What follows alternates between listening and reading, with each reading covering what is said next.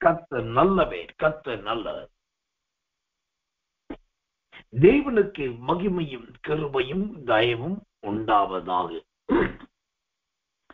இந்த தேவனுடைய கிருபையினால் ஆண்டவர் இந்த வருடத்தில் நமக்கு கொடுத்த வாக்குத்தத்த வசனம் ஆதியாகமத்தின் புஸ்தகம் 49 அதிகாரம் 24வது வசனம் வாசிக்கிறேன். ஆதியாகமம் 49:24. ஆனாலும் அவனுடைய வில் உறுதியாய் நின்றது, அவன் புயங்கள் யாக்கோபுடைய வல்லவரின் கரங்களால் பலத்தன. இஸ்ரவேல் இதனால் அவன் மேய்ப்பனும் இஸ்ரவேலின் கண்மலையும் ஆனான். இந்த வசனத்திலே ஒரு வார்த்தையை இன்றைக்கு உங்களோடு கூட தேவனுடைய வார்த்தையாய் பகிர்ந்து கொள்ள விரும்புகிறேன். இந்த ஆதியாகமம் 49 அதிகாரம் 24 வசனம் இப்படியாய் சொல்லுகிறது, இஸ்ரவேலின் கண்மலையும் ஆனான் என்று பார்க்கிறோம். இஸ்ரவேலின் கண்மலையும். சரி, இந்த இஸ்ரவேலின் கண்மலையும் என்றால் என்ன? அது யாரை குறிக்கிறதா இருக்கிறது? 2 சாமுவேலின் புஸ்தகம் 23 அதிகாரம் 3வது வசனம். 2 சாமுவேல் 23:3 வாசிக்கிறேன். இஸ்ரவேலின் தேவனும் இஸ்ரவேலின் கண்மலையும் ஆனவர் எனக்கு சொல்லி உரைத்ததாவது, நீதிபரராய் மனுஷரை ஆண்டு தெய்வ பயமாய் துரைத்தனம் பண்ணுகிறவர் இருப்பார். ஆம், நாம் ஆதியாகமம் 49:24 இந்த வருடத்தின் வாக்குத்தத்த வசனத்தில் வாசித்தோம்.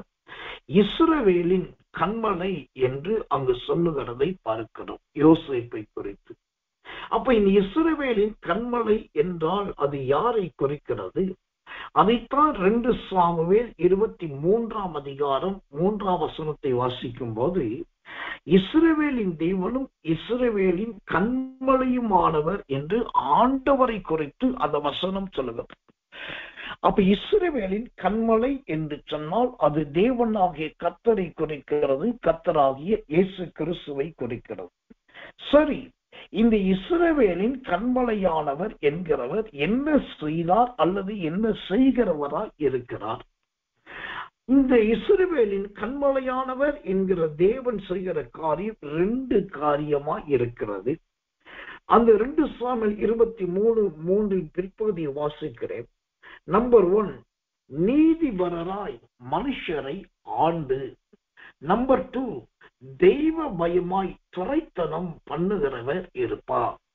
நம்பர் 1, நீதிபரராய் மனுஷரை ஆளுவார். நம்பர் 2, தெய்வ பயமாய் துரைத்தனம் பண்ணுவார். இதுதான் இஸ்ரவேலின் கண்மலை என்கிற கர்த்தருடைய 2 காரியங்களாய் இருக்கிறது. அந்த இஸ்ரவேலின் கண்மலை என்கிறவர் செய்கிற அந்த 2 காரியத்துல 1, கர்த்தர் நல்லவே நீதிபரராய் மனுஷரை ஆளுவது. 2வது, தெய்வ பயமாய் துரைத்தனம் பண்ணுவது. இப்போ இந்த நீதிபரராய் மனுஷரை ஆளுவதையும் தெய்வ பயமாய் மனுஷரை துரைத்தனம் பண்ணுகிறதையும் யோசேப்பின் வாழ்க்கையிலேயே நம்மால் பார்க்க முடியும். யோசேப்பின் ஜீவியத்திலேயே இந்த நீதிபரராய் மனுஷரை ஆளுவதும் தெய்வ பயமாய் துரைத்தனம் பண்ணுகிறதையும் நாம் வேதத்திலே வாசிக்க முடியும், படிக்க முடியும், அவைகளை தெரிந்து கொள்ள முடியும். அப்போ இந்த 2 அனுபவம் யோசேப்பின் வாழ்க்கையிலே எப்படி இருந்தது? அதுல 2 வார்த்தை பார்க்கிறோம். 1, நீதிபரராய் ஆண்டு கொண்டிருக்கிறவர். 2வது சோத்திரம், தெய்வ பயமாய் துரைத்தனம் பண்ணுகிறவர். அதுல முதலாவது நீதிபரராய் ஆளுகிறவர் என்றால் என்ன? யோசேப்பு தன் வாழ்க்கையில எங்கெல்லாம் நீதிபரனாய் அல்லது நீதியை நிலைநாட்டுகிறவனாய் இருந்தான் என்பதை வேதத்திலிருந்து பார்க்கலாம். முதலாவது இந்த நீதிபரனாய் நடந்ததை குறித்து சொல்லுகிறேன். ஆதியாகமத்தின் புஸ்தகம் 40 அதிகாரம் 12 மற்றும் 13வது வசனங்கள். ஆதியாகமம் 40 அதிகாரம் 12 மற்றும் 13. அந்த 3 கொடிகளும் 3 நாளாம் 3 நாளைக்குள்ளே பார்வோன் உன் தலையை உயர்த்தி உன்னை மறுபடியும் உன் நிலையிலே நிறுத்துவார். முன்னே அவருக்கு பானம் கொடுத்து வந்த வழக்கத்தின்படி பார்வோனின் பாத்திரத்தை அவர் கையிலே கொடுப்பாய். கர்த்தர் நல்லவர். இங்கு நீதிபரராய் இருக்கிற யோசேப்பை பார்க்கிறோம். யோசேப்பு சிறைச்சாலையில் அடைப்பட்டிருக்கும் போது அங்கு மற்றவர்களும் அதே சிறைச்சாலையில் அடைக்கப்பட்டிருந்தார்கள். அதுல ஒருவன் சொப்பனம் பார்த்து வந்து சொல்லுகிறான். அந்த சொப்பனத்துக்கு யோசேப்பு பதில் சொல்லுகிறார். பதில் சொல்லும் போது அவர் தெளிவாய் சொல்லுகிறார். 13ஆம் வசனத்திலே ஆதியாகமம் 40 3 நாளைக்குள்ளே பார்வோன் உன் தலையை உயர்த்தி என்று அவர் சொல்லுகிறார். இங்கு யோசேப்பு நீதியாய் ஒரு உத்தரவு சொல்லுகிறதை பார்க்கிறோம். எப்பா பானபாத்திரக்காரரே, நீர் பார்த்த சொப்பனத்துக்கு இதுதான் அர்த்தம். இன்னும் 3 நாளில உன்னுடைய ராஜா உன்னை கூப்பிடுவார். இன்னும் 3 நாளிலே நீ ராஜாவுக்கு முன்பாய் போய் நிற்பாய். அவர் உனது சோத்திரம் உன்னுடைய பிரதியுத்தரத்தை கேட்பார். உன் நிமித்தம் சோத்திரம் மற்றவர்களுக்கு இந்த நன்மை கிடைக்கும் என்று சொல்லி யோசேப்பு பானபாத்திரக்காரனுக்கு உள்ளதை உள்ளபடி சொன்னார். இதுதான் யோசேப்பின் ஜீவியத்தில் காணப்பட்ட முதலாவது நீதி தன்மை. தேவனுக்கு மகிமை உண்டாவதாக. அப்படியானால் நீதிபரராய் இருக்கிற இந்த யோசேப்பின் வாழ்க்கை இவன் நினைத்திருந்தால் இது சுயம்பாகிகளின் தலைவனுக்கு சொல்லியிருக்கலாம். இல்லாவிட்டால் என்னை குறித்த சொப்பனத்தை உனக்கு காண்பித்தார் என்று இந்த சொப்பனத்தின் அர்த்தத்தை தனக்குரியதாய் யோசேப்பு பயன்படுத்தி இருக்கலாம். ஆனா அதையெல்லாம் செய்யாமல் சொல்ல வேண்டிய விளக்கத்தை வசனத்தின்படியும் ஆதாரத்தின்படியும் அப்படியே சொன்னான். இது யோசேப்பின் வாழ்க்கையில் காணப்பட்ட நீதியின் கிரியைகளுக்கு முதல் அடையாளமாய் இருக்கிறது. இது எதை குறிக்கிறது? நம்மிடத்தில் வந்து ஒருவர் சந்தேகத்தை கேட்கும் போது, நம்மிடத்தில் வந்து ஒருத்தர் விளக்கம் கேட்கும் போது ஏனோ தானோ வென்று விளக்கம் கொடுக்க கூடாது. சம்பந்தமில்லாததை சம்பந்தப்படுத்தி பேசக்கூடாது. எதற்கு எந்த காரியத்தை விளக்கமாய் சொல்ல வேண்டுமோ அதற்கு அந்த காரியத்தை தான் சொல்லணும். நமக்கு தெரியவில்லை என்ற காரியத்தை சொல்லாவிட்டால் நமக்கு மானம் போய்விடும் என்று சொல்லி தெரிந்ததை போல மாற்றி பேசுவது நீதியா இருக்க. யோசேப்பை போல தனக்கு தெரிந்ததை கிடைத்ததை அப்படியே சொல்ல வேண்டும். அதுதான் நீதி. ஆனா சிலர் நீதியாய் நடந்து கொள்ள மாட்டார். ஒரு நடந்த சம்பவத்தை சொல்லுகிறேன். கர்த்தர் நல்லவர். ஒரு நல்ல ஒரு சீஃப் ஆபீசர், அவர் நல்ல ஒரு பெரிய துறையிலே பெரிய மனுஷனாக இருக்கிறார். கர்த்தருடைய நாமத்துக்கு மகிமை உண்டாவதாக. அப்போ ஒரு நாள் அவர் வீட்டுக்கு ஒரு தொலைபேசி அழைப்பு வந்தது. லேண்ட்லைன். இவர் எடுத்து பேசினார். கர்த்தர் நல்லவர். எடுத்து பேசினால் எதிர்முனையில கேட்கிறார். சொல்கிறோம், யாரோ ராங்கா எடுத்து விட்டார். எடுத்த உடனே கரெக்டா அவங்க சொல்றாங்க, உங்க மனைவி ஹாஸ்பிட்டல்ல சேர்த்திருக்கீங்களா? ஆமா சேர்த்திருக்கிறேன். பிரசவத்துக்காக சேர்த்தீங்களா? ஆமா சேர்த்திருக்கிறேன். அப்ப எதிர்முனையில பேசினவர் சொல்லி இருக்கிறார், உங்க மனைவிக்கு 2 பிள்ளை பிறந்து இருக்குது, 2 சுகமான பிரசவத்துல பிறந்து இருக்குது, உடனே புறப்பட்டு வாங்க அப்படின்னு சொல்லிட்டார். இதை கேட்ட உடனே இந்த உயர் பதவியில் இருக்கிற அதிகாரிக்கு சந்தோஷம் தாங்கல. திருமணமாகி சில ஆண்டுகள் பிள்ளை இல்லாமலே இருந்தோம். என் மனைவியை பிரசவத்துக்காக இத்தனை ஆண்டு காலம் கழித்து அனுப்பி வைத்து போன இடத்துல அவளுக்கு குழந்தை பிறந்திருக்குது, அது 2 பிள்ளை பிறந்திருக்குது, அது சுகமான பிரசவம் பிறந்திருக்குன்னு சொல்லி அந்த லேண்ட்லைனுக்கு வந்து அந்த செய்தியை தகவலை வைத்து நம்பிக்கொண்டு இவர் தன்னுடைய அலுவலகத்தில் விடுமுறை போட்டுவிட்டு அவசரமா கார் எடுத்துக்கொண்டு நீண்ட பயணம் செய்து பெங்களூருக்கு போனார். அங்கு போய் பார்த்தால் கர்த்தர் நல்லவே, இன்னும் மனைவிக்கு குழந்தை பிறக்கவே இல்லை, சுகப்பிரசவமும் ஆகவில்லை, 2 பிள்ளையும் இல்லை, ஆகப்பட்ட குழந்தையே பிறக்கல. ஆனா அங்கிருந்து வந்த செய்தி, உங்க மனைவிக்கு குழந்தை பிறந்திருக்கு, 2 பிள்ளை பிறந்திருக்கு, சுகப்பிரசவமா பிறந்திருக்கு. அப்ப இது எதை காண்பித்து நடந்த சம்பவம் இது. அது அங்க இருந்த மனிதர்கள், பெங்களூர் இருந்த மனுஷர் என்ன செய்திருக்கிறார்கள், இவருடைய தொலைபேசியை எடுத்து தவறான தகவலை விளையாட்டுத்தனமாய் பேசியிருக்கிறார். இப்படி ஒரு தகவல் சொல்லுவோம், அவர் புறப்பட்டு வர்றாரா இல்லையா பார்ப்போம் சொல்லி மருத்துவமனையில் வேலை செய்கிற அந்த பணியாட்கள் செய்த தவறான தகவல், இவர் தன் அலுவலகத்துக்கு விடுமுறை போட்டுவிட்டு வேகமாய் புறப்பட்டு போயிருக்கிறார். அங்கு போனால் பெரிய ஏமாற்றம். ஏன் இது சொல்லுகிறேன், இன்றைக்கு நீதியை தவறவிட்டு நடக்கிறவர்களும் நீதியை தவறாய் பயன்படுத்துகிறவர்களும் ஏராளமாய் இருக்க, இந்த யோசேப்போ பானபாத்திரக்காரனுக்கு சொல்ல வேண்டியதை பானபாத்திரக்காரனுக்கும், சுயம்பாகிகளின் தலைவனுக்கு சொல்ல வேண்டியதை சுயம்பாகிகளின் தலைவனுக்கும் நீதி தவறாமல் சரியான விளக்கத்தை கொடுத்தார். அதனால தான் யோசேப்போடு கர்த்தர் கூட இருந்தார். கர்த்தர் நல்லவர், கர்த்தர் நல்லவர், கர்த்தர் நல்லவர். அப்போ இந்த 2 சாமுவேல் 23:3 இஸ்ரவேலின் கன்மலை என்று சொன்னால் ஒன்று, அவர் நீதி தவறாமல் ஆளுகிற தேவன். யோசேப்பு நீதி தவறாமல் நடக்கிற மனுஷன். இந்த யோசேப்பின் வாழ்க்கையில நீதி தவறாத மனுஷன் என்பதற்கு இன்னொரு உதாரணத்தை உங்களுக்கு காண்பிக்கிறேன். ஆதியாகமத்தின் புஸ்தகம் 37ஆம் அதிகாரம் 13வது வசனம். ஆதியாகமம் 37:13 வசனத்தை வாசிக்கிறேன். ஜெபத்தோடு கவனியுங்கள். கர்த்தர் நல்லவர், கர்த்தர் நல்லவர். அப்பொழுது இஸ்ரவேல் யோசேப்பை நோக்கி, உன் சகோதரர் சீகேமிலே ஆடுகளை மேய்க்கிறார்கள் அல்லவா, உன்னை அவர்களிடத்துக்கு அனுப்ப போகிறேன் வா என்றான். அவன் இதோ போகிறேன் என்றான். இப்போ இந்த யோசேப்பு நீதியாய் மனுஷரை ஆளுகிறவர் என்பதற்கு இன்னொரு உதாரணம் இந்த யோசேப்பின் சிறு வயதின் அனுபவத்திலே பார்க்கிறோம். யோசேப்பு சிறு வயதாய் இருக்கும் போது யோசேப்பின் தகப்பனாகிய யாக்கோபு யோசேப்பை பார்த்து சொல்லுகிறார், உன்னை அவர்களுக்கு அனுப்ப போகிறேன் வா என்று. அதற்கு அவன் இதோ போகிறேன் என்றான். என்ன ஒரு அருமையான கீழ்ப்படிதல் பாருங்க.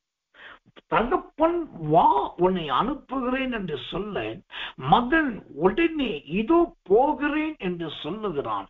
இதுதான் யோசேப்பின் வாழ்க்கையிலே சிறு வயதில் காணப்பட்ட நல்ல நீதியாய் நடக்கிற தன்மை. அகத்தின் அழகு முகத்துல தெரியும் என்பார்கள்.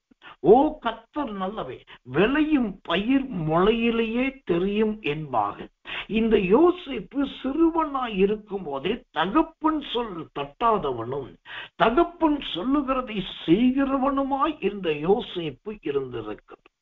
எனக்கன்பான தேவ பிள்ளைகள, யோசேப்பை குறித்து அவன் இஸ்ரவேலின் கன்மலையும் என்று கர்த்தர் சொன்னார் என்று சொன்னால் சும்மா சொல்லவில்லை.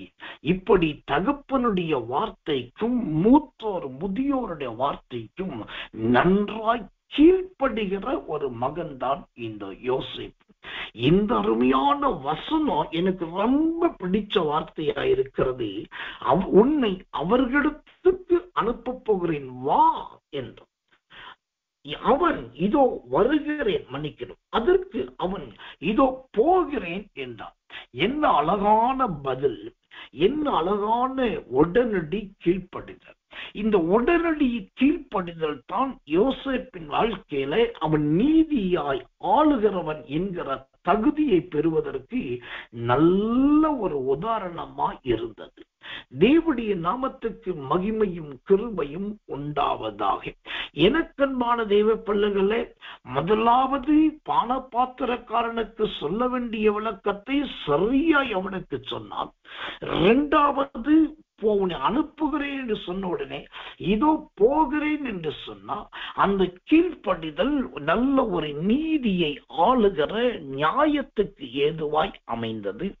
இந்த நாட்களில் நம்முடைய வாழ்க்கையில இந்த ஒரு கீழ்ப்படிதல் இருக்கிறதா என்று பாரு. ஊழியத்துக்கு அனுப்புகிறேன் வா என்று சொன்னால் கேட்பதற்கு நிறைய பேருக்கு விருப்பம். ஆனால் இதோ போகிறேன் என்று சொல்லுவதற்கு அநேகருக்கு விருப்பம் இல்லை. தேவனுக்கு மகிமையும் கிருபையும் கிருபையும் தயவும் உண்டாவதாக. ஆனா ஒரு காலத்துல தேவ மனிதர்கள் செய்தி கொடுத்தால், பரிசுத்தவான்கள் அல்லது மிஷனரிகள் செய்தி கொடுத்தால், தேவ பிள்ளைகள் ஆண்டவருக்காக போவதற்கு உடனே கீழ்ப்படிவார்கள், உடனே தங்களை அர்ப்பணிப்பார்கள், உடனே தங்கள் ஜீவனை கர்த்தருக்காக தருகிறேன் என்று சொல்லுவார்கள்.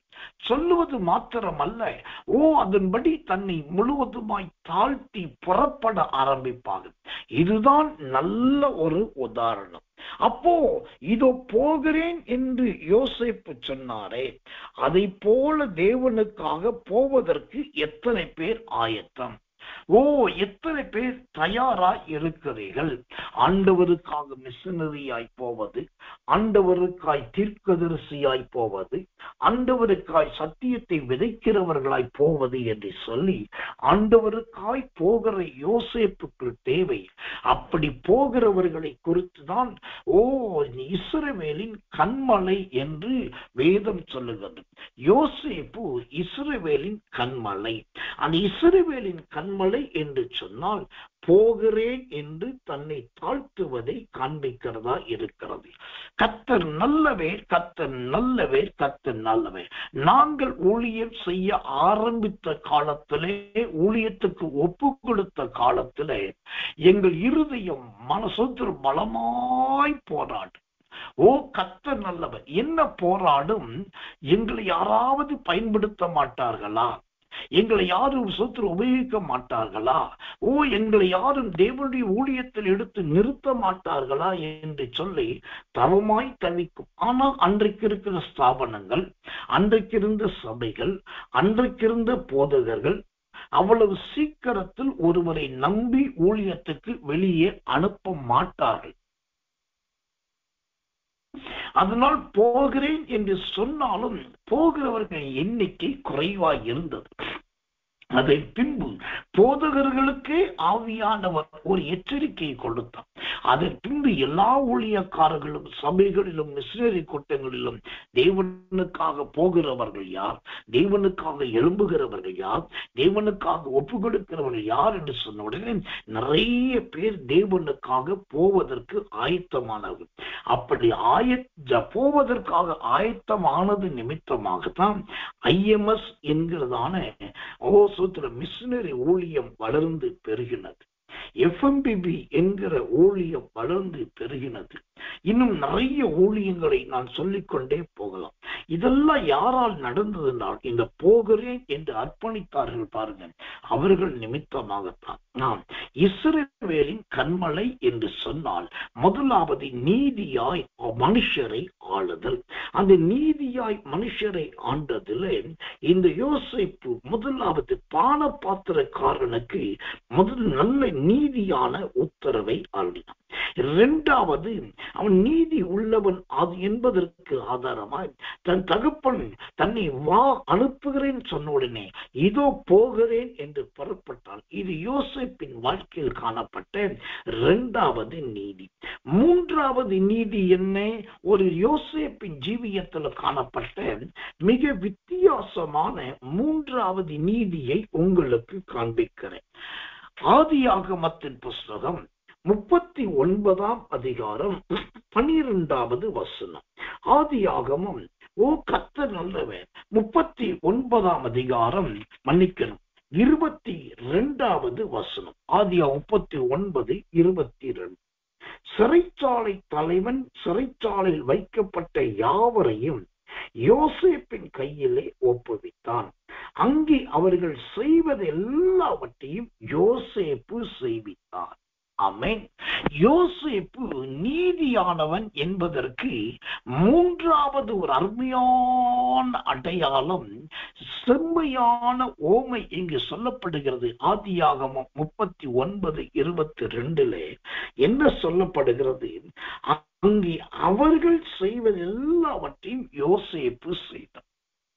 யோசேப்போடு கூட ஜெயிலிலே இன்னும் அநேக கைதிகளும் இருந்தார். அப்ப ஜெயில் காவலாளி வந்து, ஜெயில் தலைவன் வந்து சுதந்திரம் கைதிகளை பார்த்து போய் கல்லெல்லாம் பொறுக்குங்கள் என்று சொல்லும் போது எல்லாரும் கல்லை பொறுக்கினார்கள். யோசேப்பும் கல்லை பொறுக்கி எல்லாரும் தண்ணீர் எடுத்து வாருங்கள் என்று சொன்ன போது எல்லாரும் எடுத்து வந்தார்கள். யோசேப்பும் எடுத்து வந்தார். எல்லாரும் உங்களுடைய சிறைக்கு செல்லுங்கள் என்று சொன்ன போது எல்லாரும் அவர்களுக்கு சிறைக்கு போனார்கள். யோசேப்பும் தன்னால் புறப்பட்டு வந்தார். இப்படி எல்லாவற்றிலும் தன்னை தாழ்மைப்படுத்தின யோசேப்பு அதுதான் நீதி செலுத்துகிறவன் என்பதற்கு ஆதாரம். அவர்கள் செய்வது எல்லாவற்றையும் சிறைச்சாலையிலே கைதிகள் செய்யக்கூடிய வேலைகள் என்று சில இருக்கிறது. அந்த கைதிகள் செய்ய வேண்டிய வேலை அனைத்தையும் முறுமுறுக்காமல், பதில் சொல்லாமல், எதிர் பேசாமல் அல்லது கண்ணீர் வெடிக்காமல் எல்லாரும் செய்த வேலைகள் எல்லாவற்றையும் இந்த யோசேப்பு செய்தார். ஒரு காரியத்தை இந்த இடத்துல நான் உங்களுக்கு ஓமையாகவும் உதாரணமாக சொல்லுகிறேன். ஒருவேளை பெருமையா இருக்கும் என்று நீங்கள் நினைத்தால் அதற்கு நான் பொறுப்பாளி அல்ல, அல்லது பெருமைக்காக நான் சொல்லவும் இல்லை. அது அப்படி இருந்தால் கர்த்தர் மன்னிப்பாரா? என்னன்னாக்கா அவர்கள் செய்ததெல்லாம் இந்த யோசேப்பு பற்றி. இதைத்தான் நம்முடைய ஊழியத்துல நான் செய்யறது. கர்த்தர் நல்லவன். இப்போ ஒரு கூட்டம் நம்ம நடத்துறோம். அந்த கூட்டத்துக்கு ஸ்தானாபதிகள் வர்றாங்க, கண்காணிகள் வர்றாங்க, ஜாமக்காரர்கள் வர்றாங்க, விசுவாசி வர்றாங்க. அந்த கூட்டத்துல மேடையில் நின்று நான் பிரசங்கிக்கிறேன். அப்போ கூட்டத்திலிருந்து பிரசங்கிக்கிறேன். அப்புறம் தனித்து உட்கார்ந்து ஜெபிச்சு தீர்க்க தரிசனம் சொல்றேன். இவன் பிரசங்கிக்கிறபடினால், தனித்து உட்கார்ந்து தீர்க்க தரிசனம் சொல்லுகிறபடினால் நான் போதகராய் இருந்தாலும் கூட்டம் முடிஞ்ச உடனே ஒவ்வொருத்தருடைய ரூமுக்கும் போகும். ஒவ்வொருத்தர் ரூம்ல போய் எப்படி இருக்கீங்க, பெட் எல்லாம் எப்படி இருக்கு, படுக்கிறதுக்கு வசதியா இருக்கா, பாத்ரூம் டாய்லெட் சரியா இருக்குதா, உங்க ரூம் செட்டேட் எப்படி இருக்குது, கரெக்டா இருக்கான்னு கேட்பேன். அப்புறம் எல்லாரும் சாப்பிடுற இடத்துல வாலண்டியரா உள்ள போய் சாப்பிட்டுட்டு இருக்கும் போது அவங்க சாப்பிடுறதுல செக் பண்ணுவேன். என்ன சாப்பிடுறீங்க, என்ன வச்சாங்க, இதை வாங்கினீங்களா, இதை ஏன் வாங்கல, இது என்ன வேணும் சொல்லுங்க நான் போடுறேன்னு சொல்லி போய் அவர்கள் நானே எடுத்து வைக்கிறது. அப்புறம் அவங்களுக்கு திரும்ப கூட்டத்துக்கு வந்துட்டு போகும்போது அவர்கள் நேர பேருந்து நிலையம் வரைக்கும் போய் கூட இருந்து பஸ் ஏற்றி விடுறது, ரயில் நிலையத்துக்கு போய் இருந்து அந்த கூடவே இருந்து ட்ரெயின் ஏற்றி விடுறது. ஏற்றி விட்டு அந்த வாகனங்கள் பரப்பட்ட பிறகுதான் டாட்டா காமிச்சிட்டு தான் பரப்பிட்டு திரும்பி வர்றது. அப்போ இது நம்முடைய ஊழியத்தில் நம்முடைய ஜனங்களுக்கு ரொம்ப ஆச்சரியமா இருந்துச்சு. ஐயா மேடையில இப்படி இதெல்லாம் ஊழியத்துல செய்யறாரு, எல்லாம் பண்றாரு. அப்புறம் பஸ் ஸ்டாண்டுக்கு ஓடி வராரு, ரயில்வே ஸ்டேஷனுக்கு ஓடி வராரு, சாப்பிடுற இடத்துக்கு வர்றாரு, ரூம்ல வந்து எட்டி பாக்குறாரு, எல்லாத்தையும் கவனிக்கிறாரு. ஏன் இவ்வளவு வேலை இழுத்து போறாரு? அதெல்லாம் செய்யறதுக்கு என்ன காரணம்னா இந்த வசனம் தான் காரணம். அவர்கள் செய்தது எல்லாவற்றையும் யோசேப்பு செய்தார். இத நம்ம ஊழியத்தில் இருக்கிற எல்லா தேவ பிள்ளைகளுக்கும் இந்த ஒரு பொறுப்பு, இந்த குணம் வரணும். நான் ஸ்தானாபதி, நான் கண்காணி, எனக்கு இந்த ஊழியத்தை தான் ஐயா கொடுத்திருக்காரு, இதை மட்டும்தான் செய்வேன், மற்ற நேரத்துல செய்யறதுக்கு எல்லாம் எனக்கு நேரம் கிடையாது, அதெல்லாம் செய்ய முடியாது என்று சொல்லவே கூடாது. எவ்வளவுக்கு எவ்வளவு நாம் இணங்கி போய் எல்லாரோடும் எல்லா வேலைகளை செய்கிறோமோ அப்போதான் நாம் நீதியை செய்கிறவர்களாய் இருப்போம், இஸ்ரவேலின் கண்மலைகளாய் மாறுவோம். கர்த்தர் நல்லவே. நான் நினைத்தால் மேடையிலே பிரசங்கிக்கிறதையும் தீர்க்க தரிசனம் சொல்லுவதோடு என் வேலையை முடித்துக் கொள்ளலாம். யாரையாவது ஏவி அனுப்பிவிட்டு போய் பெண்கள் எல்லாம் பார்த்துட்டு வாங்க, ஆண்கள் எல்லாம் பார்த்துட்டு வாங்க, சாப்பாடெல்லாம் கவனிச்சுட்டு வாங்க, வண்டி ஏத்திட்டு வாங்கன்னு சொல்லலாம். ஆனா ஒவ்வொருத்தர் காரியத்திலும் கூட இருந்து ஓடி ஓடி செய்வதற்கு காரணம் இந்த அவர்கள் செய்வது எல்லாவற்றையும் அந்த காலத்தில் யோசேப்பே செய்தார் என்று சொன்னார். அற்பமான மனுஷனாகி நான் செய்வதில் பெரிய ஒரு வித்தியாசம் கிடையாது, ஆனாலும் நான் செய்கிறேன் என்பதற்கு 2 காரணம் உண்டு. ஒன்று, என் ஜனங்கள் மீது நான் வைத்திருக்கிற அன்பு. 2வது, நான் செய்கிறதை பார்த்து என் ஜனங்களும் செய்ய வேண்டும். அவங்க போய் மற்றவர்களுக்கு, தெரியாதவர்களுக்கு, கஷ்டப்பட்டவர்களுக்கு எல்லாருக்கும் எல்லா வேலையும் செய்ய வேண்டும். அது சிறியதாய் இருக்கட்டும் அல்லது பெரியதாய் இருக்கட்டும். நீதி என்பது நியாயமாய் பேசுவது மட்டும் நீதி கிடையாது.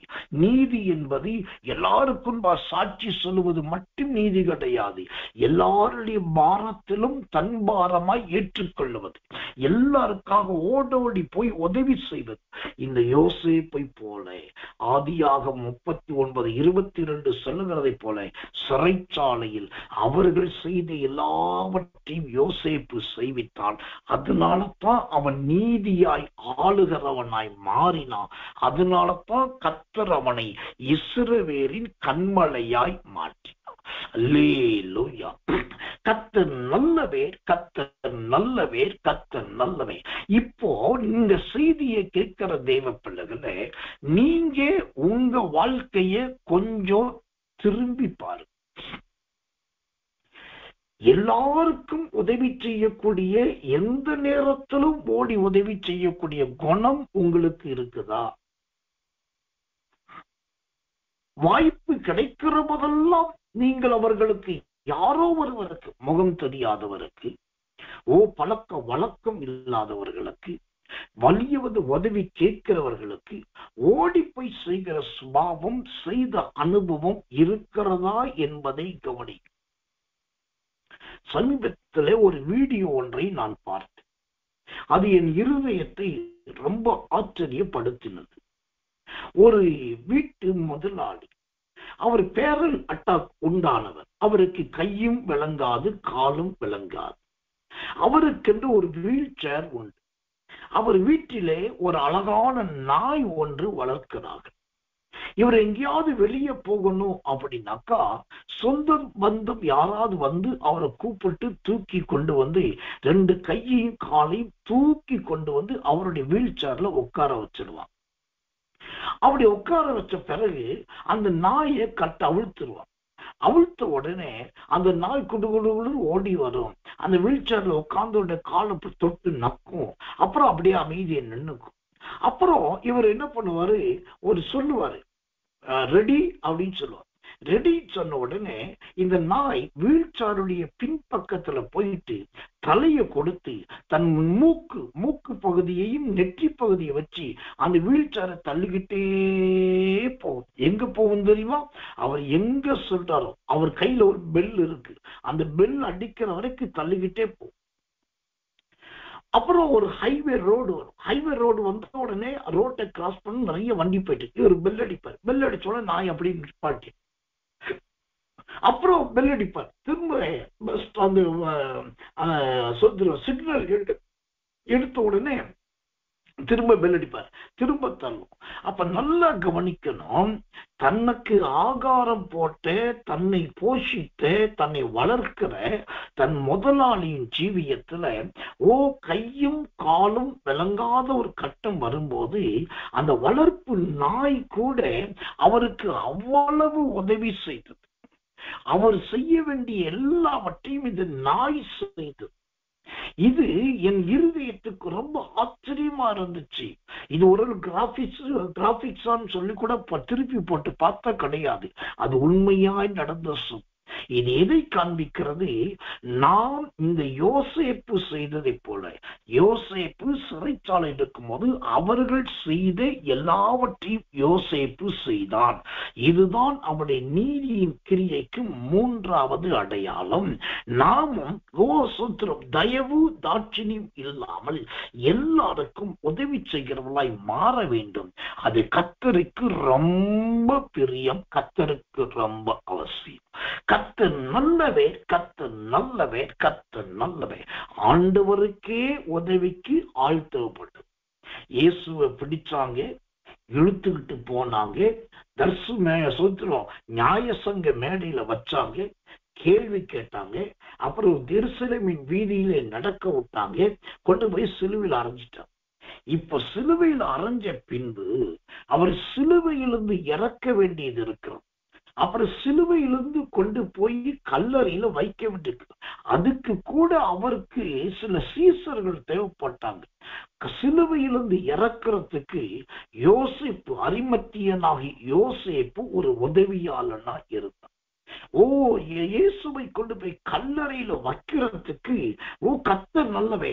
அந்த யோவான் சுவிசேஷம் 3ஆம் அதிகாரத்துல சொல்லப்பட்ட ஒரு சீசன், அவன் ஓடி வந்து 100 ராத்தல் வாசன திரவியத்தை கொடுத்து இயேசுவை கல்லறையிலே வைத்தார்கள். கர்த்தருடைய நாமத்துக்கு மகிமையும் கிருபையும் தயவும் உண்டாவதாக.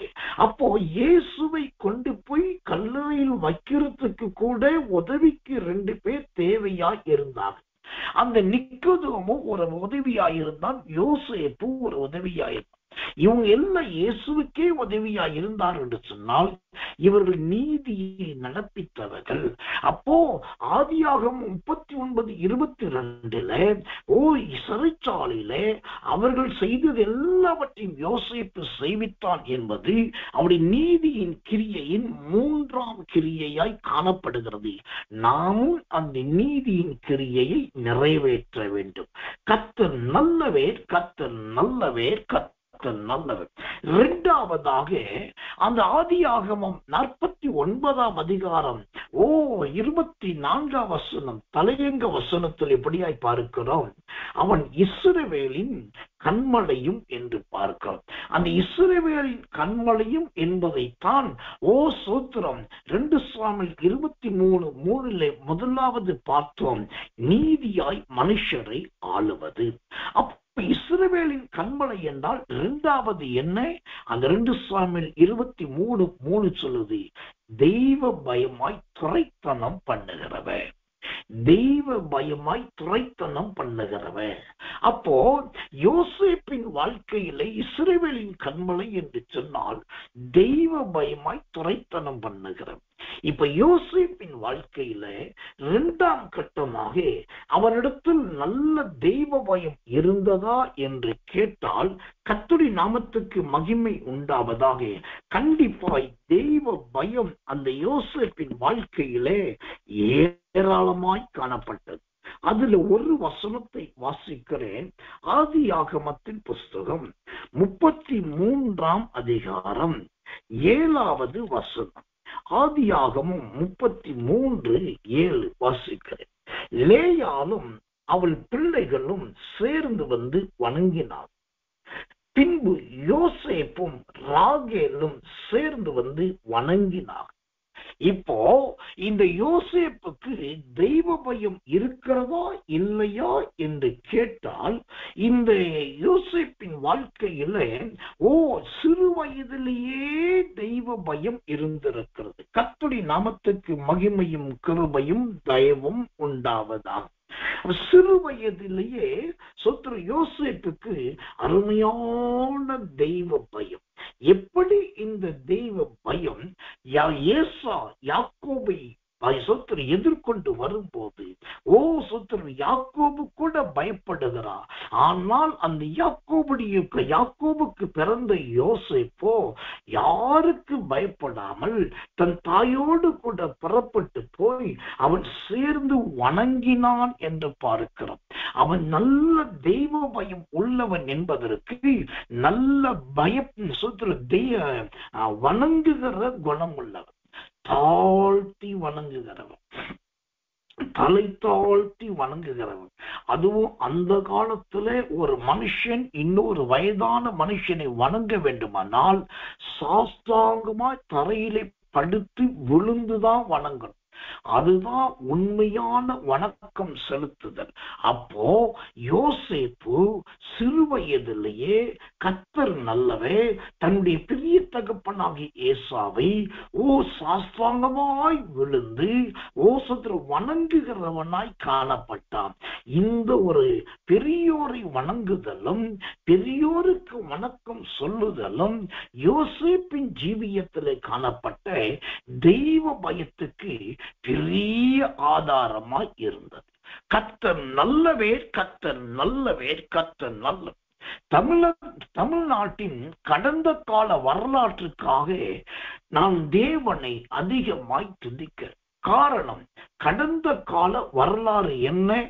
பெரியோரை கண்டால் நமஸ்கரித்தல், பெரியோரை கண்டால் வணங்குதல், பெரியோரை கண்டால் உடனே தன்னுடைய ஓசுத்திர தாழ்மையை காண்பித்தல். இதுதான் தமிழ்நாட்டுடைய பாரம்பரியம். இப்படிதான் இருக்கிறது என்று நான் சொல்ல முடியாது, ஆனா இப்படிதான் இருந்தது. தேவனுக்கு மகிமை உண்டாவதாக. இந்த வணங்கினார்கள் என்பது எதை குறிக்கிறது? அவர்கள் தெய்வத்தை கும்பிடுவதை போல நினைத்து கும்பிட்டார்கள். அதுதான் வணங்குதல்.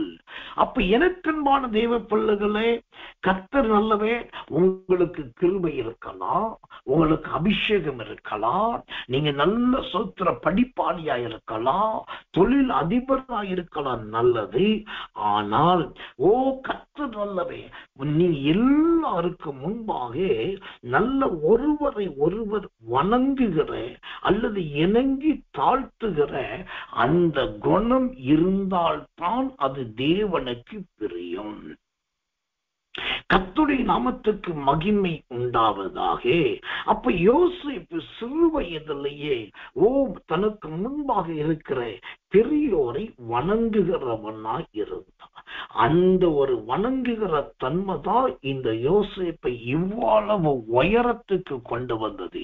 இந்த செய்தியை கேட்கிற உங்க வாழ்க்கையிலும் இந்த ஒரு உடன்படிக்கை, இந்த ஒரு ஒப்பு கொடுத்தல், இந்த வணங்குகிற தன்மையை தேவன் விரும்புகிறார், எதிர்பார்க்கிறார்.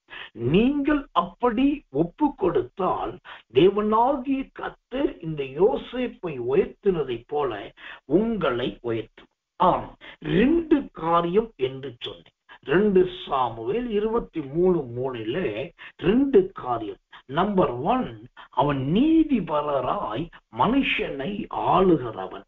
நம்பர் 2, தெய்வ பயமாய் துரைத்தனம் பண்ணுகிறவன் யோசேப்பு.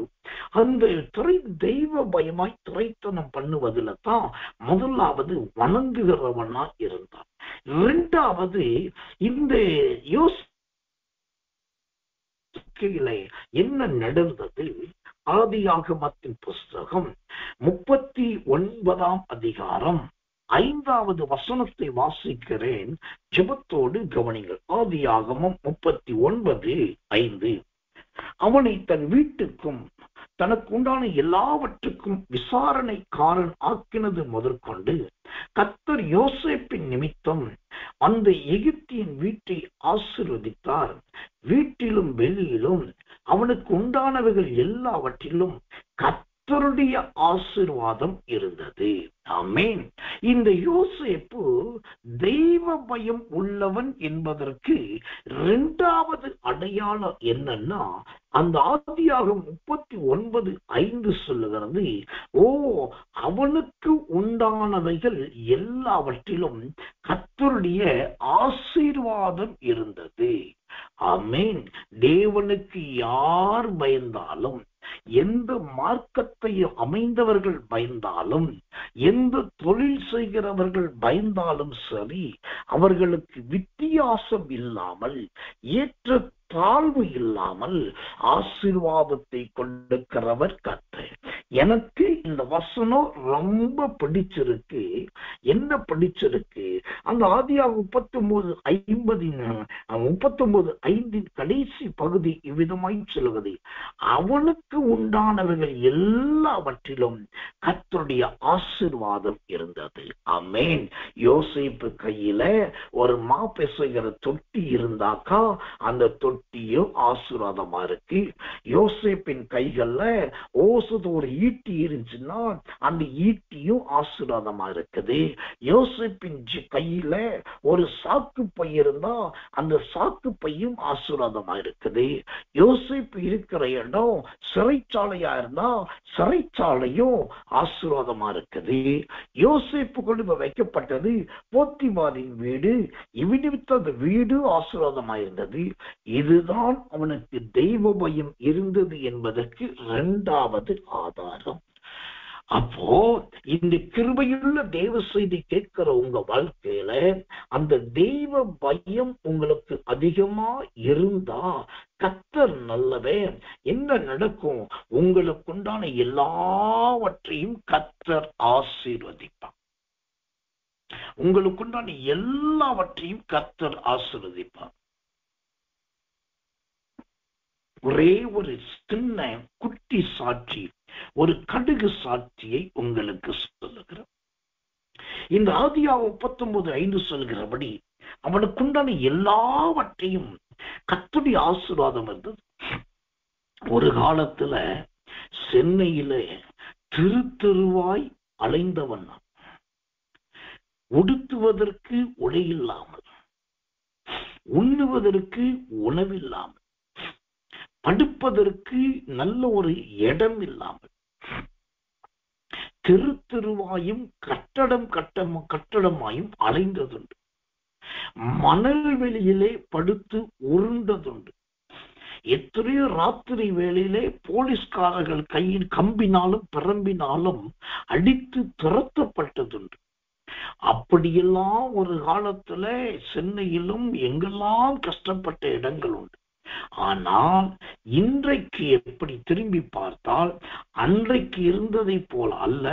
இன்றைக்கு எங்கெல்லாம் நான் போகிறேனோ, எங்கெல்லாம் கர்த்தர் எங்களை கொண்டு போகிறாரோ, அங்கு எல்லா இடத்திலும் கர்த்தர் ஆசீர்வாதமாய் வைக்கிறார். அது மாத்திரமல்ல, என்னை கொண்டு எங்களை கொண்டு ஆண்டவர் அநேகருக்கு ஆசீர்வாதமாய் மாற்றியும் வருகிறார். இதுதான் அந்த தெய்வ பயம். தெய்வ பயம் யோசேப்புக்கு இருந்ததை போல உங்களுக்கு இருந்தா நீங்க இஸ்ரவேலின் கண்மலையா மாறுவீங்க. இன்னொன்னு சொல்லுறேன், எனக்கு ஆவில ஏவப்படுகிறத கர்த்தர் உணர்த்துறத சொல்றேன். ஐயா இன்னைக்கு சொல்றாரு, இப்படி போனேன், இப்படி இருக்கிறேன், இல்லாட்டி இப்படி எல்லாம் கர்த்தர் உயர்த்துன்னு சொல்றாரு, நானும் உயரணும், எனக்கும் அந்த வரணும், அந்த மேன்மை வரணும்னு சொல்லி சிலர் மேன்மை அடைவதற்காக குறுக்கு வழிகளை பயன்படுத்துகிறார்கள். கள்ளத்தராசு கர்த்தருக்கு அருவருப்பானது. கள்ளத்தராசு கொண்டு வந்து கள்ளத்தராசுனால குறுக்கு வழியில மேலே வர பார்க்காதீங்க. ரொம்ப முக்கியமாய் மனிதர்களை நயவஞ்சகப்படுத்தி அவர்களை ஏமாற்றி அவர்கள் மூலமாய் மேலே வரணும்னு பார்க்காதீங்க. அப்போ வாழ்க்கையில மேலே வரணும்னா என்னதான் செய்யணும் அப்படின்னா, ஒன்று, கூடுமான வரைக்கும் உண்மையாயிருங்கள். இரண்டாவது, கூடுமான வரைக்கும் பொறுமையாயிருங்கள்.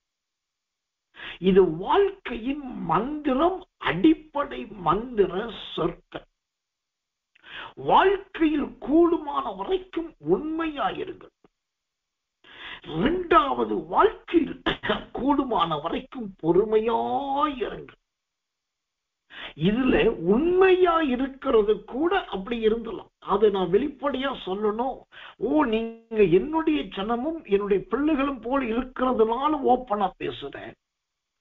இந்த உண்மையா இருக்கிறது கூட கடினம் கிடையாது. இப்ப என் வாழ்க்கையில நான் நல்ல ஒரு அடிப்படை தத்துவத்துக்கு வந்துட்டேன். எதை எடுத்தாலும் வெளிப்படையா பேசுவோம். ஒளிச்சு மறைச்சு பேச வேண்டாம், கூட்டி குறைச்சி பேச வேண்டாம். கற்பனையில இப்படி நடந்துரும் அப்படின்னு சொல்லி எதையோ ஒண்ணு பேச வேண்டாம். எதை கேட்டாலும் வெளிப்படையா பேசுவோம். மனசுல பட்டத உதட்டுல வர்றத உள்ளத சொல்லும்.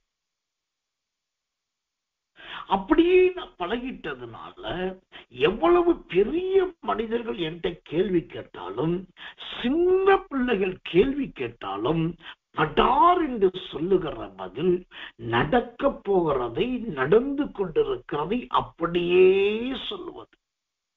சில சுத்திரம் எப்பயாவது ஒரு சில ஏன்டி கேட்கிறாங்க, எப்படி பாஸ்டர் டக்கு டக்கு டக்குன்னு பதில் சொல்றீங்க, யோசிக்கவே மாட்டீங்க, இல்லாட்டி இப்ப எல்லாத்தையும் வெளிப்படையா பேசிட்டு இருக்கீங்களே. அதுக்கு ஒரே ஒரு காரணம், மறைத்து பேசுகிறதுனால் நான் என்னை ஞானியாய் காண்பிக்க முடியுமே தவிர ஒரு காலம் நான் ஞானி ஆகவே முடியாது.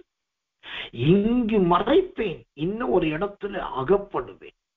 அந்த ஒரு இழிவான ஆதாயமும் அந்த ஒரு அவலட்சணமான ஜீவியமும் ஒரு கிறிஸ்தவனுக்கு தேவையே இல்லை. அதற்கு பதில் வெளிப்படையாய் பேசுவோம். இந்த தெய்வ பயம் இருக்கிறது என்று சொன்னால் நம்முடைய வாழ்க்கையிலே இந்த ஆசீர்வாதம் இருக்கும். அந்த ஆசீர்வாதம் இருக்கும். உங்களுக்கு வேண்டிய ஆசீர்வாதம் சரியா கிடைக்கும். அது வரைக்கும் ஒண்ணு உண்மையாயிருங்க, இரண்டாவது பொறுமையாயிருங்க. பொறுமையாயிருங்க. தயவு செய்து அவசரப்படாதீர்கள். சில நேரத்துல பொண்ணுக்கு மாப்பிள்ளை கிடைக்கிறதுக்காகவும் மாப்பிள்ளைக்கு பொண்ணு கிடைக்கிறதுக்காகவும் ஜெபம் பண்ண என்கிட்ட வருவாங்க. கர்த்தர் நல்லவே வந்துட்டு அவங்க விருப்பத்தை சொல்லி இப்படி ஜெபம் பண்ணுங்க பாஸ்டர் அப்படிம்பாங்க. நான் சொல்லுவேன், இல்ல, ஜெபிப்போம், கர்த்தர் கொண்டு வர. சில நேரத்துல பொண்ணுக்கு மாப்பிள்ளையும் மாப்பிள்ளைக்கு பொண்ணும் பாக்குற ஜெபிக்க வரும்போது நான் ஜெபம் பண்ணிட்டு அவங்ககிட்ட ஓப்பனா சொல்லுவேன், நீங்க பொண்ணு பாக்குறதுக்காக யார் வீட்டுக்கு போகாதீங்க. நீங்க ஸ்தோத்திரம் பண்ணிக்கிட்டு அமைதியா இருங்க. உங்க பையனுக்கு பொண்ணு இதுதான் கர்த்தருக்கு தீர்மானமானா அந்த பையன் வீட்டை குறித்த தகவலும் பையனை குறித்த விவரமும் ஆண்டவர் மூலமா உங்க வீட்டை தேடி வரும். நீங்க எங்கேயும் போய் மேட்ரிமோனி போக வேண்டாம், அல்லது இப்ப சுத்திர அனுபவசாலிகளை பார்க்க வேண்டாம், புரோக்கர்ஸ பார்க்க வேண்டாம், அந்த ஊழியக்காட்டை இந்த ஊழியக்காட்டை போக வேண்டாம். நீங்க பொண்ணு பார்க்கறதுக்காக பொண்ணு தேர்றதுக்காக எங்கேயுமே போகாதீங்க. வீட்டுல இருந்து ஸ்தோத்திரம் பண்ணுங்க. பொண்ணு உங்க வீட்டுக்குரிய பெண் எங்க இருக்குதோ அதுக்குரிய தகவல் தானாகவே உங்களை வீட்டை தேடி வரும். அதே போலதான் பொண்ணு வீட்டுல சொல்லுவேன், நீங்க பையனை, எங்க பொண்ணுக்கு ஒரு பையன் வேணும்னு சொல்லி ஜெபிக்க வந்திருக்கீங்க, நல்லது. அதனால அங்க இங்க விளம்பரம் கொடுக்காதீங்க. சுத்திர போட்டோக்கள் அனுப்பாதீங்க. அதை இது ரொம்ப பண்ணாதீங்க. அமைதியா இருங்க, நல்லா ஸ்தோத்திரம் பண்ணுங்க. உங்க பொண்ணுக்கு ஒரு பையன் வேணும்ன்றது அந்த பொண்ணுக்கு ஏத்த பையன் ஒண்ணு கிடைச்சிட்டாக்கா அவனை குறித்த தகவல் உங்க தேடி வரும். இது நான் ஊழியக்காரனா சொல்றேன், சுத்திர தேவ வார்த்தையா சொல்றேன். நீங்க அமைதியா வீட்டுல காத்துருங்க. இந்த ஆலோசனைய எல்லாரும் ஏற்றுக்கொள்வார்களா என்று கேட்டால் கிருபை பெற்றவர்களை ஒழிய மற்றவர்களால் ஏற்றுக்கொள்ள முடியாது.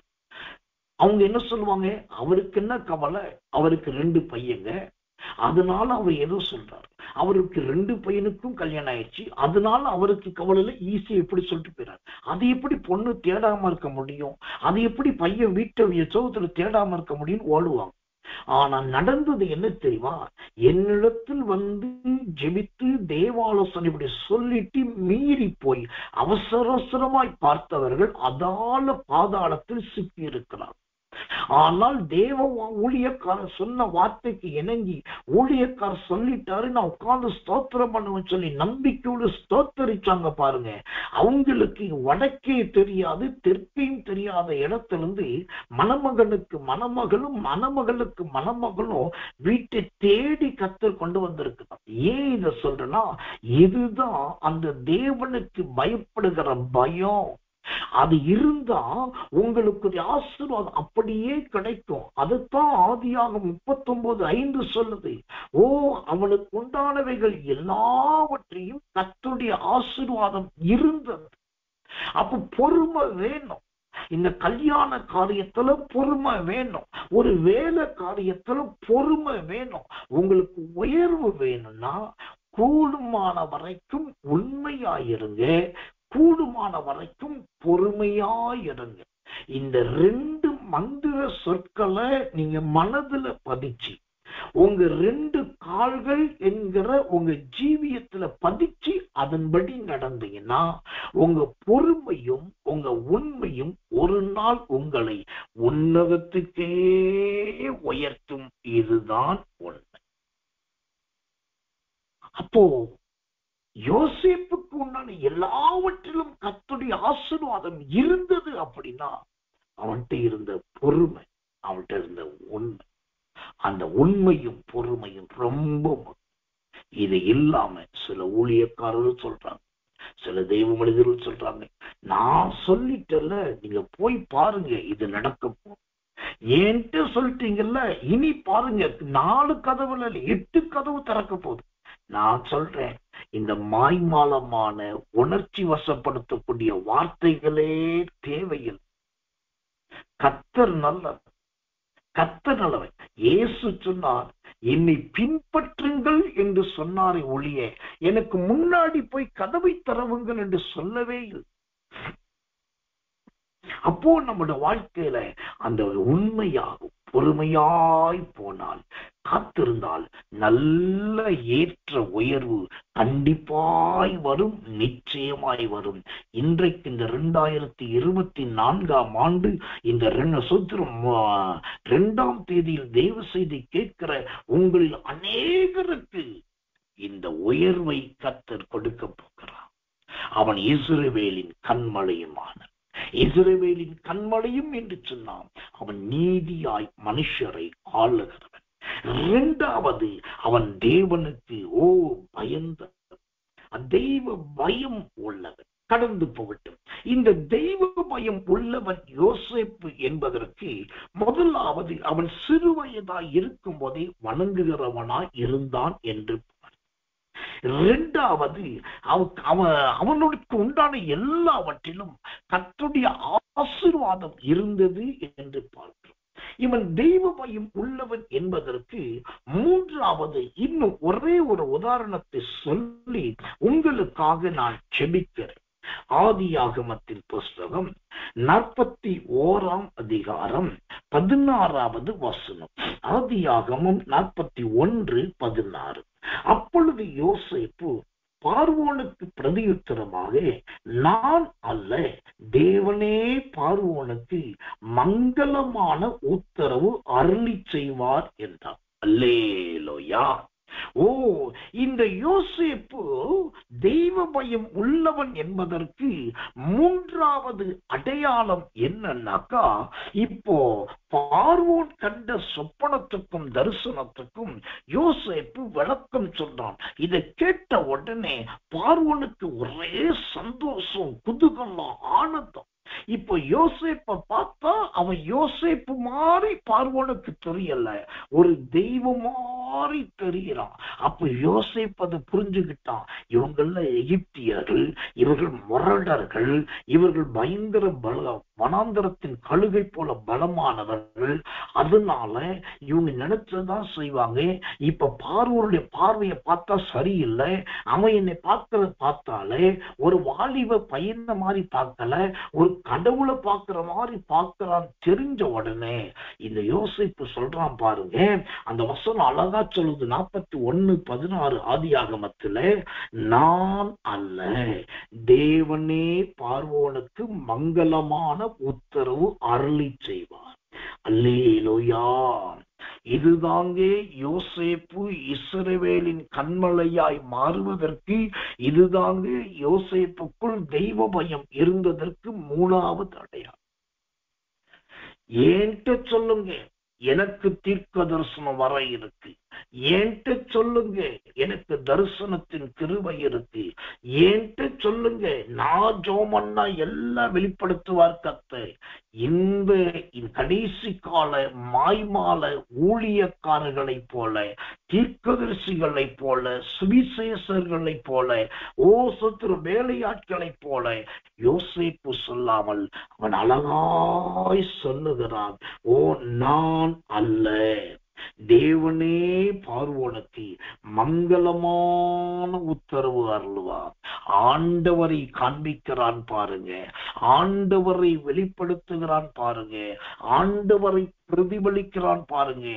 தன்னை மறைத்து தேவனை காண்பித்தான்.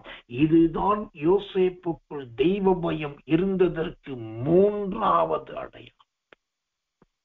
ஒண்ணு தெரியுமா, ஒரு தெய்வ மனுஷனோ ஒரு தெய்வ மனுஷியோ தேவனுக்கு பயந்து ஒரு வாழ்க்கை வாழ ஆரம்பிச்சுட்டாங்க அப்படின்னாக்கா, அவங்களுக்கும் தேவனுக்கும் இடையில இருக்கிற உறவை விட்டு பிரிக்க ஒருத்தராலையும் முடியாது, ஒருவராலையும் முடியாது.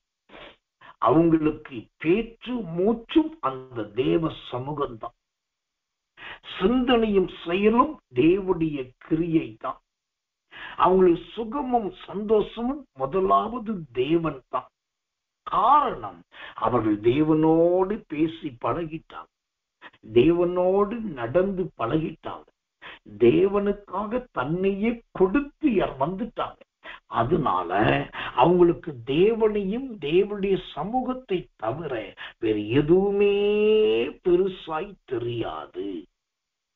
ஒருவேளை கட்டாயப்படுத்தி யாராவது வந்து பலவந்தம் பண்ணி இழுத்துட்டு போனாலும் இவர்கள் சரீரம் போகுமே ஒளிய இவர் இருதயமோ தேவனிலும் தேவனுடைய ஊழியத்திலும் இருக்கும். இதுதான் சத்தியம். இந்த யோசேப்பு நான் அல்ல என்று சொல்லுகிறார்.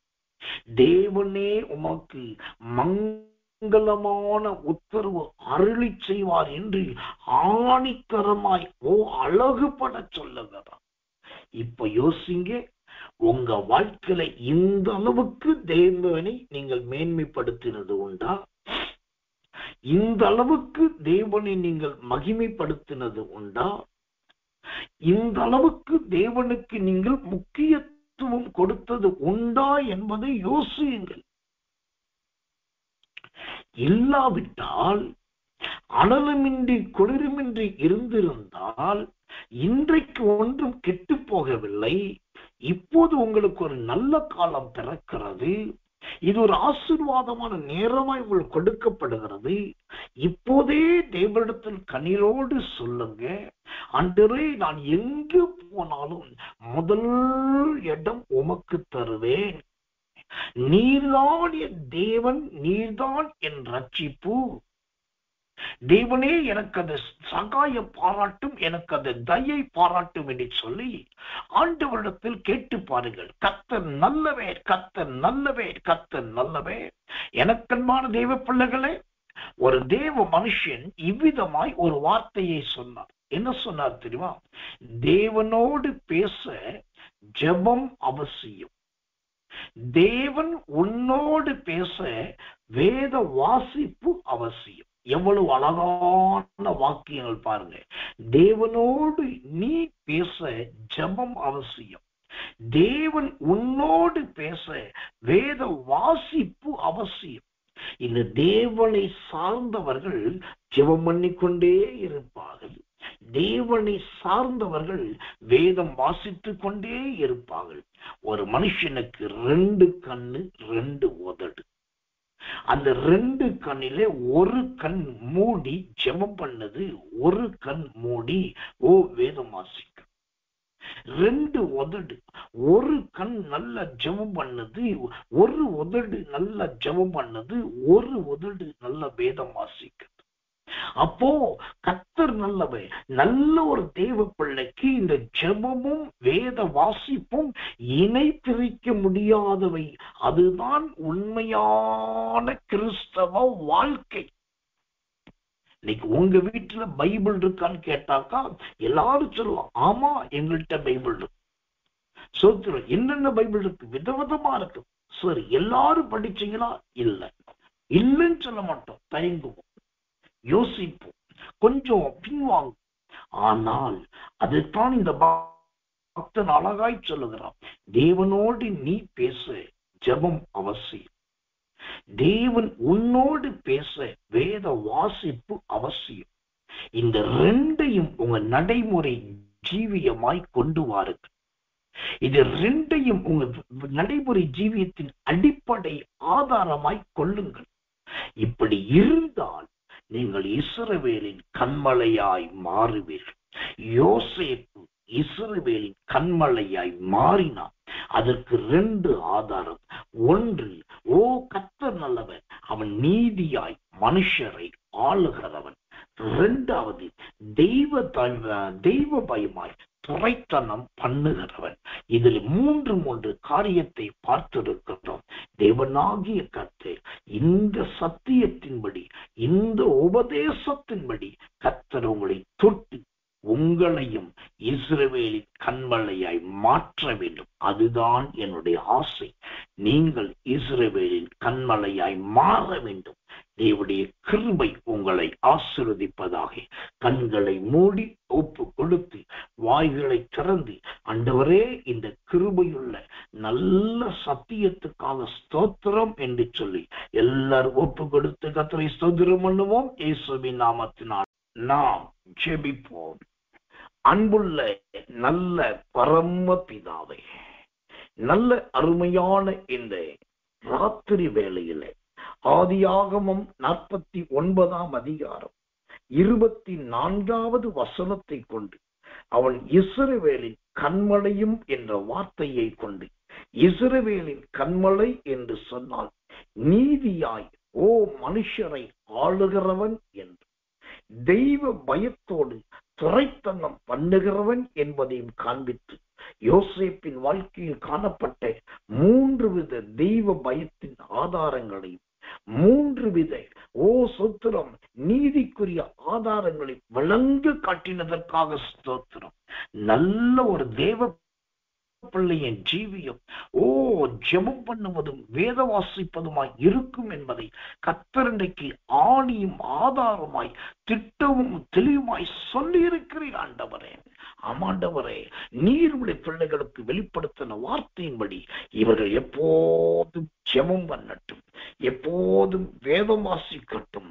அதனால் இவர்கள் நீதியாய் வாழுகிறவர்களும் தெய்வ பயத்தோடு துரைத்தனம் பண்ணுகிறவர்களுமாய் மாறி இயேசுவின் நாமத்தில் இஸ்ரவேலின் கன்மலையாய் மாறட்டும், இஸ்ரவேலின் கன்மலையாய் மாறட்டும். கர்த்தர் தாமே அப்படி மாற்றி அமைப்பீராக. நீ ஜெபத்தை கேட்டதற்காக ஸ்தோத்திரம், பதில் கொடுத்ததற்காக ஸ்தோத்திரம், உடைய கரத்தை நீட்டினதற்காக ஸ்தோத்திரம். நன்றி ஆண்டவரே. பெரிய கர்த்தர் பெரிய காரியத்தை செய்யும். உடைய பிள்ளைகள் ஒவ்வொருவரும் தேவனுடைய கனமும் கிருபையும் மகிமையும் கூட இருப்பதாக. அதிகாலை இருட்டோடு ஜெபத்திலே எழுந்து கலந்து கொண்டு அபிஷேகிக்கப்பட்ட வார்த்தைகளை கேட்க கர்த்தர் உதவி செய்யும். தாழ்த்தி ஒப்புவிக்கிறோம். இயேசுவின் ரத்தம் செய்யும். இயேசுவின் நாமத்தில் பிதாவே. ஆமேன், ஆமேன், ஆமேன்.